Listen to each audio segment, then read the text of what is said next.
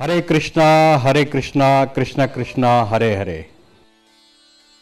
आप सबको discovery of spiritual India के कार्यक्रम में एक बार फिर हार्दिक स्वागत, अभिनंदन, नमस्कार। भगवान श्री कृष्ण ने 5200 साल पहले इस धरती पर अवतार लिया और अनेकों लीलाओं के माध्यम से न सिर्फ भारतवर्ष को लेकिन पूरे विश्व को उन्होंने ज्ञान दिया, कल्याण किया, आनंद दिया और बहुत सारे व्यक्तियों को उन्होंने कष्ट और संकट से मुक्ति दिलवा दी। उस काल में भारत में बड़े बड़े राक्षस हुआ करते थे, जिनमें एक उनका अपना मामा कंस भी था। भगवान श्री कृष्ण ने हर राक्षस का वध किया और इसी उद्देश्य से वध किया ताकि वो पूरे संसार को मुक्त कर सके कष्टों से और दुखों से। भगवान श्री कृष्ण की बाल लीला मथुरा के पावन भूमि पर व्यतीत हुई। वो कुछ साल उज्जैन में पढ़ाई के लिए गए और बाद में द्वारका देश में उन्होंने अपना राज्य चलाया। उन्होंने फिर एक बार इस धरती पर जन्म लिया और उनका नाम पड़ा चैतन्य महाप्रभु। चैतन्य महाप्रभु का जन्म मायापुर, जो वेस्ट बंगाल में जगह है, उस जगह में हुआ और उन्होंने अनेकों लीलाएं वहाँ पर रची। चैतन्य महाप्रभु ने पूरे भक्ति योग का प्रचार किया, प्रसार किया और इस पर जोर डाला कि भक्ति योग ही एक ऐसा मार्ग है जो संसार में संकट से मुक्ति दिला सकता है। कुछ लोग तो भगवान श्री कृष्ण के बहुत सारे अवतार गिनाते हैं, 24 अवतार, और ये भी कहते हैं कि चैतन्य महाप्रभु भी उनका एक अवतार है। कुछ लोगों का मानना है कि वो स्वयं ही भगवान श्री कृष्ण और राधा दोनों मिलके उन्होंने जो रूप धारण किया वो चैतन्य महाप्रभु का रूप धारण किया। हम इन सभी बिंदुओं पर आज चर्चा करेंगे। भगवान श्री कृष्ण के बारे में चर्चा करेंगे, चैतन्य महाप्रभु जी के बारे में चर्चा करेंगे। हम एक आम व्यक्ति संकटों से कैसे मुक्त हो सकता है और कलयुग में महामंत्र क्या है मुक्ति का, इस पर भी आज बहुत सारी चर्चा होगी। कार्यक्रम को आगे बढ़ाने से पहले मैं हर बार की तरह आज भी एक संत, एक महापुरुष जो भगवान श्री कृष्ण के साथ में डिवोटेड है, डेडिकेटेड है, उनको आपके सामने मैं इंट्रोड्यूस करना चाहूँगा। जी, मैं बात करता हूँ हिज ग्रेस मधु मंगल दास जी महाराज का। महाराज जी, आपका बहुत बहुत स्वागत है। आपको मैं नमन करता हूँ, प्रणाम करता हूँ इस कार्यक्रम में। महाराज जी, बहुत अच्छा लगा कि मैं आज यहाँ पर जो नाला सोपारा, जहाँ पर आपका आश्रम है, आपने यहाँ मंदिर बनाया है और पूरा आप यहाँ के लोगों के कल्याण के लिए आप अग्रसर है, तो मुझे बड़ी खुशी है ये सब कुछ देख के। कल मैं मंदिर के दर्शन भी मैंने किए। तो सबसे पहले हमारे दर्शकों को आप ये बताइए कि आपको कैसे प्रेरणा मिली और किस प्रकार से आप श्री कृष्ण के इस विचारधारा के साथ जुड़ गए, भक्ति के साथ जुड़ गए और आप यहाँ नाला सोपारा, जो मुंबई का सबअर्ब है, यहाँ के लोगों के लिए जो आम तौर पर मिडिल क्लास या बिलो मिडिल क्लास है, उनके कल्याण के लिए आप यहाँ पर कार्य कर रहे हैं और किस ईयर में आपने मंदिर का निर्माण किया? सबसे पहले मैं कहना चाहूँगा कि प्रभुपाद जी पूरे दुनिया भर में कृष्ण नाम का जो आंदोलन है फैला चुके हैं और प्रभुपाद जी का एक ग्रंथ है आत्म साक्षात्कार का विज्ञान। वो ग्रंथ एक बार हमने पूरी अच्छी तरह से पढ़ी और मुझे इतना वो ग्रंथ इंस्पायर हुआ, मैं उससे इतना इंस्पायर हुआ कि बस उसी दिन से मैंने फैसला किया कि मैं अब रोज़ इस महामंत्र को, हरे कृष्ण महामंत्र को जपूँगा और जैसे प्रभुपाद जी ने हमें सिखाया था ग्रंथों के माध्यम से, वैसे सारे नियमों का पालन करूँगा और उस प्रकार से कृष्ण को प्राप्त करने का, कृष्ण के प्रेम को प्राप्त करने का और कृष्ण भावना भावित रहने का पूरा पूरा प्रयास करूँगा। और प्रभुपाद जी से एक बार इंस्पायर होने के बाद फिर मैं कभी पीछे और किसी चीज़ के बारे में ज़्यादा सोचा ही नहीं। तो प्रभुपाद जी की प्रेरणा से हम लोग पिछले लगभग 20 सालों से इस हरे कृष्ण महामंत्र का जप कर रहे हैं, संकीर्तन कर रहे हैं, भगवत गीता को बहुत ही अच्छी तरह से उसका अध्ययन, श्रीमद् भागवतम का अध्ययन और समय समय पे प्रामाणिक साधु संतों द्वारा सत्संग सुनना, सत्संग में जाना, सत्संग करना और इस प्रकार से चैतन्य महाप्रभु के आंदोलन का अपने आप को एक हिस्सा हमने बनाने का तय किया। और उसी क्रम में हम लोगों ने नाला सुपारा में सन 2000 में एक बहुत छोटा सा प्रीचिंग सेंटर, प्रचार केंद्र का स्थापना की। और उस प्रीचिंग सेंटर में शुरू में सिर्फ 10-15 श्रद्धालु भक्त हुआ करते थे। धीरे धीरे आज भक्तों की संख्या नियमित रूप से जो सत्संग होती है शनिवार को, हर शनिवार को शाम को 7 बजे से लगभग 10:30 बजे तक, उसमें 250 से 300 गृहस्थ भक्तों की संख्या होती है। और ये सभी भक्त हरे कृष्ण महामंत्र का जप नियमित रूप से 16 माला करते हैं, कम से कम।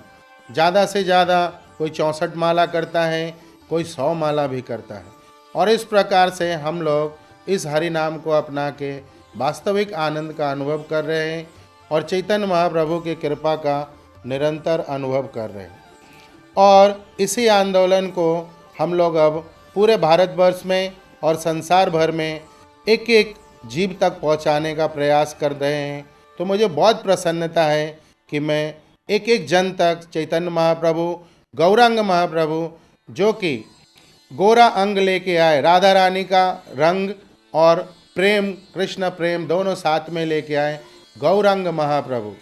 और उन्हीं गौरांग महाप्रभु का हम लोग ये संदेश, जारे देखो तारे कहो कृष्ण उपदेश, जिसको भी देखो उसको कृष्ण का उपदेश करो, एक बार उसके मुख से कृष्ण नाम बोलने का निवेदन करो, आग्रह करो, ताकि जीव के जीवन के अनेक अनेक अमंगल, अनेक अनेक दोष, अनेक अनेक प्रकार के कष्ट दूर हो जाएं और जीव हमेशा कृष्णमय, आनंदमय, भक्तिमय हो जाए।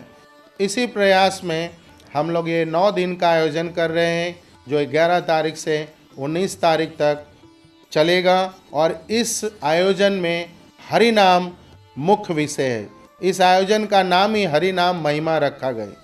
9 दिन तक हरि नाम की महिमा गाई जाएगी और जन जन तक हरि नाम पहुंचाने का प्रयास किया जाएगा। और सभी सुनने वालों से, देखने वालों से हरि नाम करने का निवेदन किया जाएगा, क्योंकि कलयुग में एकमात्र हरि नाम ही जीव के कल्याण का कारण है। रामायण में तुलसीदास जी कहते हैं, कलयुग केवल नाम आधारा, सुमिर सुमिर नर उतरहि पारा।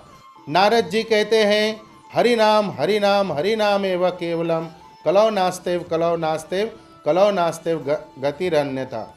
और इसी को सार्थक करने के लिए स्वयं चैतन्य महाप्रभु, गौरांग महाप्रभु, गौर पूर्णिमा के दिन, जो अभी इस महीने में 12 तारीख को गौर पूर्णिमा है, उसी दिन गौरांग महाप्रभु, जो साक्षात कृष्ण है, स्वयं कृष्ण है, अवतरित हुए और उन्होंने सबको नाम अवतार के रूप में आए, सबको नाम का दान दिया। इसलिए उनको हम लोग इस प्रकार से प्रणाम करते हैं, नमो महावदान्याय कृष्ण प्रेम प्रदायिते, कृष्णाय कृष्ण चैतन्य नामने गौर तिव से नमः।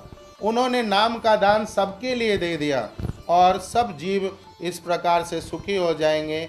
ऐसे प्रयोजन से चैतन्य महाप्रभु, गौरांग महाप्रभु आज से 531 साल पहले नवद्वीप धाम में, जो कि पश्चिम बंगाल का एक डिस्ट्रिक्ट है, जिला है, वहाँ पे मायापुर ग्राम में अवतरित हुए थे। उनके पिताजी का नाम जगन्नाथ मिश्र और माता का नाम सची माता था। तो इस प्रकार से गौरांग महाप्रभु जीव के परम कल्याण का कारण हरि नाम, हरे कृष्ण महामंत्र लेकर के आए, ताकि सभी जीव इस कलयुग में, इस कलमश भरे युग में, इस दुख भरे युग में, कष्ट भरे युग में, छल और कपट के युग में हरि नाम करके आनंदित रह सकते। तो बहुत ही सुंदरता से महाराज जी ने इस सत्र में किस प्रकार मंदिर का निर्माण किया गया नाला सोपारा में, इसके बारे में जानकारी दी और किस उद्देश्य से किया गया इसके बारे में भी जानकारी दी। महाराज श्री यहाँ पर एक प्रश्न है, भगवान श्री कृष्ण जब धरती पर थे तो उन्होंने बहुत सारी लीलाएं रची, उन्होंने एक महान ग्रंथ भी पूरे विश्व को दिया भगवत गीता के रूप में, और साथ में ही महर्षि वेदव्यास ने श्रीमद् भागवत की भी रचना की, पहले ही की थी उन्होंने। तो उनको 4700 साल के बाद आने की क्या आवश्यकता पड़ी चैतन्य महाप्रभु के शरीर में, उनके रूप में। और यही भी कहा जाता है, आप इस पर ज़्यादा अच्छी तरह से व्याख्या कर सकते हैं, कि वो चैतन्य महाप्रभु का दोनों का समावेश है, भगवान श्री कृष्ण और माता राधा दोनों मिलके ही चैतन्य महाप्रभु का एक स्वरूप बन गया और उन्होंने इस धरती पर जन्म लिया। तो बाद में वो उनके शरीर में आए, उन्होंने भी लीलाएं रची, उन्होंने भक्ति योग पर ज़्यादा ध्यान दिया, उन्होंने कहीं पर भी राक्षसों के वध की बात नहीं की चैतन्य महाप्रभु ने, उन्होंने युद्ध की बात नहीं की, जबकि भगवान श्री कृष्ण ने कर्मों की बात पर ज़्यादा बल दिया, कर्म योग पर उनने बल दिया, ज्ञान योग पर उनने, जो सांख्य योग है उस पर ज़्यादा बल दिया, और चैतन्य महाप्रभु ने सिर्फ भक्ति योग पर ही ज़्यादा जोर दिया। तो क्या अंतर है, क्या रीज़न क्या रहा होगा? जब भगवान कृष्ण आए उस समय उन्होंने गीता का उपदेश किया, और भगवत गीता में ज्ञान योग के साथ, कर्म योग के साथ भक्ति योग की महिमा भी बताई गई। और भगवत गीता में उस समय भी भगवान ने हरे कृष्ण महामंत्र जपने के लिए जीवों को कहा था कि आप जब महामंत्र जपेंगे, भक्ति योग करेंगे तो ही मुझे प्राप्त कर सकते। भगवत गीता में भक्ति योग का जो अध्याय है उसमें बहुत साफ साफ लिखा है कि सिर्फ और सिर्फ मुझे भक्ति योग के द्वारा ही प्राप्त किया जा सकता है, मुझे प्रसन्न किया जा सकता है, मेरे धाम को प्राप्त किया जा सकता है जी। कर्म योग से और ज्ञान योग से सिर्फ मुझे जाना और मेरी सेवा की जा सकती है, लेकिन प्राप्त मुझे वही कर सकता है जो भक्तिमय सेवा, प्रेममय सेवा मेरी करेगा, वही मुझे प्राप्त कर सकता है। बहुत स्पष्ट शब्दों में भगवत गीता में भगवान ने बताया है। उस समय भी हम लोगों का दुर्भाग्य ये है, अज्ञानता ये है कि भगवान ने जो हमें भागवतम दिया है, भगवत गीता दिया है, हम उसे ठीक ठीक पढ़ते नहीं, हम उसे ठीक ठीक समझते नहीं। और सबसे बड़ा अज्ञान और दुर्भाग्य तो ये है कि आज संसार भर में लोगों के पास, ज़्यादा से ज़्यादा लोगों के पास ना तो भगवत गीता है, ना तो श्रीमद् भागवतम है। अगर वो है भी घरों में तो वो एक घर की शोभा मात्र है। उसको घर में लोग इस तरह से रखते हैं कि हर एक दिवाली पे उसको फिर से सफाई करके ठीक से रख दो। उसको पढ़ते नहीं, उसके ज्ञान को लेते नहीं, और उसको समझने का प्रयास तो बिल्कुल भी कोई प्रामाणिक गुरु के पास, जो तत्ववेता है, जो कृष्ण का शुद्ध भक्त है, जैसे श्रील प्रभुपाद, ऐसे गुरु के पास जाके ना तो भागवत गीता समझते हैं, ना ही भागवतम समझते हैं। परिणाम ये है कि वो वास्तविक जो ज्ञान है, जो सच्चा ज्ञान है, जो आनंदित करने वाला है, हमेशा प्रसन्न रखने वाला है, प्रफुल्लित करने वाला है, जीव उससे वंचित है, और वंचित रहने के कारण वो दुखी है। इसी भाव को भगवान ने फिर से 4700 साल के बाद उन्होंने चैतन्य महाप्रभु के रूप में, गौरांग महाप्रभु के रूप में फिर से स्वयं आए, क्योंकि वो जानते हैं कि कलयुग का जीव अब ना तो भगवत गीता पढ़ेगा, ना भागवतम पढ़ेगा, ना गुरु जी के पास शरणागत होगा, न गुरु जी की आज्ञा का पालन करेगा, ये मनोधर्मी है। ये अपने मन से जो मन कहेगा वैसा करेगा, परिणाम दुखी रहेगा। तो इसीलिए कृपा करके, अहेतु की कृपा करके, राधा रानी का जो भाव है, जो राधा रानी महाभाव है, सब पे कृपा करती है। और राधा रानी का उसी भाव को लेके चैतन्य महाप्रभु साक्षात गौरांग महाप्रभु कृष्ण रूप में अवतरित हुए नवदीप धाम में, मायापुर धाम में। और उन्होंने नाम का ही अवतार ले लिया। जिस प्रकार से वृंदावन में उन्होंने रास लीला का लीलाएं रचाई, अनेक अनेक लीलाएं की, उसी प्रकार से इस बार गौरांग महाप्रभु ने नाम की लीला की और पूरे नवद्वीप में, पूरे बंगाल में और पूरे भारतवर्ष में नाम की संकीर्तन की, हरि नाम संकीर्तन किया, लोगों को हरि नाम की महिमा बताई और लोगों को बताया कि हरि नाम करके इस कलयुग का जीव, इस वर्तमान समय का जीव सुखी हो सकता है, परम आनंद का अनुभव कर सकता है, भगवत प्राप्ति कर सकता है, भगवत धाम जा सकता है। और एकमात्र यही उपाय है। इसलिए नारद जी इसका अनुमोदन करते हैं। क्या कहते हैं नारद जी? हरि नाम एवं केवलम, कलो नास्ते कलो नास्ते गतिरन्यथा। हरि नाम और सिर्फ हरि नाम, और इसके अलावा कोई गति नहीं जीव का। और हमारे अनेक आचार्य कहते हैं कि एने छे औषधि माया नसीबारे लागी, हरे कृष्ण महामंत्र लय लेवा मांगी। बड़े नसीब से भटकते संसार में, अनेक कष्टों से गुजरते हुए संसार में, बड़े नसीब से चैतन्य महाप्रभु की कृपा, गौरांग महाप्रभु की कृपा हुई है, उनके कोई भक्तों की कृपा हुई है। अब ये हरे कृष्ण महामंत्र सुनने मिला है, उसकी महिमा जानने मिला है। अब इसको ले लेता हूँ, मांग के ले लेता हूँ, एक भिखारी की तरह मांग के ले लेता हूँ, क्योंकि यही मेरे आनंद का असली कारण होगा, यही मुझे आनंदित रखेगा, प्रसन्न फुल चित रखेगा, हमें हमेशा सुख और शांति का अनुभव कराएगा। तो मैं मांग के ले लेता हूँ और रोज ज़्यादा से ज़्यादा नाम का जप करता हूँ। और उसी परंपरा में हमारे एक नामाचार हरिदास ठाकुर हुए, जो दिन के 22 घंटे हरि नाम करते थे। मुस्लिम परिवार में उनका जन्म हुआ था और 22 घंटे हरि नाम करते थे। और इसीलिए चैतन्य महाप्रभु उनको बार बार आलिंगन करते थे कि आपकी जो निष्ठा है, आपकी जो रुचि है, आपका जो नाम के प्रति समर्पण है, प्रेम है, उससे मैं आह्लादित हूँ और आपको बार बार गले लगाता हूँ। तो वो भी वहीं पर मायापुर में उनका जन्म हुआ? हाँ, वो भी नवदीप धाम के थे और मुस्लिम परिवार में उनका जन्म हुआ था। तो उनका इस प्रकार से अगाध नाम के प्रति समर्पण और प्रेम देख के चैतन्य महाप्रभु उन पे असीम कृपा करते थे और उनको नामा आचार्य की उपाधि दी। और जब कभी चैतन्य महाप्रभु को नाम की महिमा उजागर करना होता था जन समुदाय में, तो हरिदास ठाकुर के मुंह से हरि नाम की महिमा सुनते थे और उनके मुख से निकला हुआ हरि नाम महिमा एक पूरी ग्रंथ बन गई। उस ग्रंथ का नाम है हरि नाम चिंतामणि। और इस बार का जो 9 दिवसीय हमारा कार्यक्रम है हरि नाम महिमा, उसमें हरि नाम चिंतामणि में जो चैतन्य महाप्रभु सुन रहे हैं और हरिदास ठाकुर कह रहे हैं, वही सार बातें, वही आनंद की बातें, वही प्रेम की बातें, वही जीव कल्याण की बातें 9 दिन तक जन जन को बताई जाएगी, जन जन तक पहुंचाया जाएगा और उनसे निवेदन किया जाएगा कि इस प्रकार से आप हरि नाम लेके अपना जीवन को आनंदित करिए, हमेशा प्रसन्नचित रहिए और संसार में जो भी व्यवस्था मिला है, जो भी काम मिला है, वो आप करते रहिए। लेकिन हरि नाम के बिना आपको आनंद जीवन में असंभव है, असंभव है, असंभव है। तो महाराज जी, क्या आपका यहाँ पर ये संकेत है कि एक व्यक्ति को कर्म नहीं करने चाहिए, एक व्यक्ति को ज्ञान प्राप्त नहीं करना चाहिए, सिर्फ हरि नाम से ही उनका जीवन चल सकता है?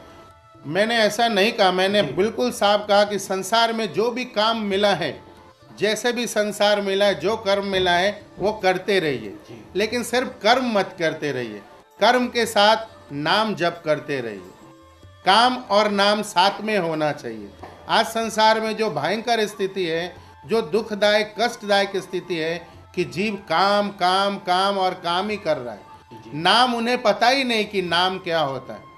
नाम से दूर रहने के कारण सारे कष्ट उनके जीवन में ऐसे डेरा डाले हुए हैं कि वो पूरे पूरे कष्ट के एक व्यापारी बन गए, एक कष्ट का हॉस्पिटल बन गए, एक कष्ट का रोगी बन गए और अनेक प्रकार के चिंता, ताप और दुख से दुखी रहते। तो मैं ये नहीं कह रहा कि काम नहीं करना, काम के साथ नाम जरूरी है। और ऊंची स्थिति तो ये है कि नाम के साथ काम किया जाए, जैसे हनुमान जी ने किया, नाम लेते रहे और काम करते रहे। जैसे प्रभुपाद जी ने किया, नाम लेते रहे और दुनिया भर में मंदिरों का निर्माण करते रहे, काम करते रहे, कभी बैठे नहीं रहे। हजारों हजार मंदिरों का निर्माण किया, हजारों हजार लाखों भक्तों को उन्होंने कृष्ण भावना भावित किया, करोड़ों जीवों को उन्होंने आनंदित किया।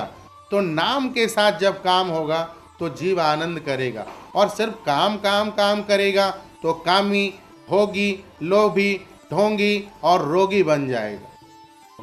नाम पहले और उसके साथ साथ में काम भी। नाम पहले, सुबह उठ के भगवान को थैंक यू बोलिए, सुबह उठ के भगवान को धन्यवाद कीजिए कि भगवान आपकी कृपा से मैं आज फिर से एक बार उठ गया हूँ, आपकी कृपा से आज का दिन मैं फिर से काम पे जाऊंगा, बच्चों को देख पाया हूँ, आपकी कृपा से मैं अपनी योजनाओं को आगे बढ़ा सकूंगा। तो आपका बहुत बहुत धन्यवाद है, आपकी जय हो। हरे कृष्ण महामंत्र उच्चारण करना चाहिए, भगवान के सामने खड़े होकर नाचना चाहिए, उनको कुछ भोग सेवा करनी चाहिए, उनकी आरती उतारनी चाहिए। लेकिन दुर्भाग्य ये है कि जीव ये सब करता नहीं। सुबह उठता है और सुबह से ही वो तैयार होके लग जाता है कि आज कहाँ हमें कौन से काम करके पैसे मिलेंगे जिससे मैं अपने भोग को, इंद्रिय तृप्ति को और इस भौतिक संसार को जो नश्वर है उसको मैं सजाऊंगा, उसको मैं बढ़ाऊंगा और उसी में अपना सारा समय नष्ट करके अपना जीवन भी नष्ट कर लेते। तो बहुत ही सुंदर अद्भुत चर्चा रही पहले सत्र में महाराज श्री के साथ में। हमने जानकारी प्राप्त की कि किस प्रकार 2000 में मंदिर का निर्माण हुआ। यहाँ पर नाला सोपारा मुंबई का एक सर्प अर्ब है, यहाँ पर महाराज श्री ने मंदिर का निर्माण किया। महाराज श्री के साथ में इस सत्र में हमने ये भी जानकारी प्राप्त की कि भगवान श्री कृष्ण को 4700 साल के बाद में गौरांग प्रभु या चैतन्य महाप्रभु के शरीर में क्यों आना पड़ा और किस प्रकार से वो चाहते थे कि कलयुग में नाम ही मात्र एक ऐसा सहारा है जिससे जीव इस संसार के सागर से तर सकता है। उन्होंने इस पर जोर दिया। भगवान श्री कृष्ण ने पहले अपने टाइम में कर्म पर, ज्ञान पर और भक्ति पर जोर दिया, लेकिन जब वो चैतन्य महाप्रभु के शरीर में आए, उन्होंने जन्म लिया तो भक्ति योग पर उन्होंने ज़्यादा जोर दिया।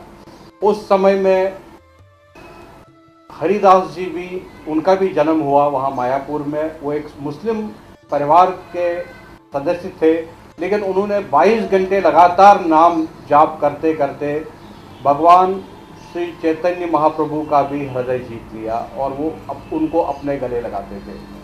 चैतन्य महाप्रभु का हर जगह जो आप चित्र देखेंगे वो एक ढोलकी लेके और पूरे संसार में भ्रमण करते हुए, नाच गाने के साथ में कीर्तन करते हुए आपको दिखेंगे। इस सत्र में हमने ये भी जाना कि कर्म करना बहुत आवश्यक है और कर्म के साथ साथ में नाम का भी सहारा लेना बहुत आवश्यक है।